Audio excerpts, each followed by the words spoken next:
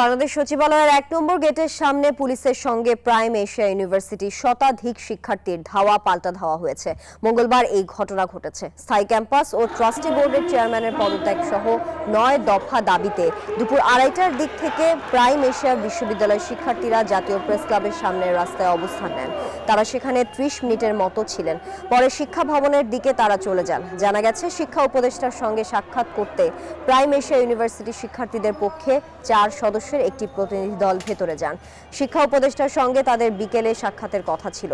এ সময় বাইরে অপেক্ষা করছিলেন শতাধিক শিক্ষার্থী। অপেক্ষারত সেই সব শিক্ষার্থীরাই পুলিশের সঙ্গে বাকবিতণ্ডায় জড়িয়ে পড়েন।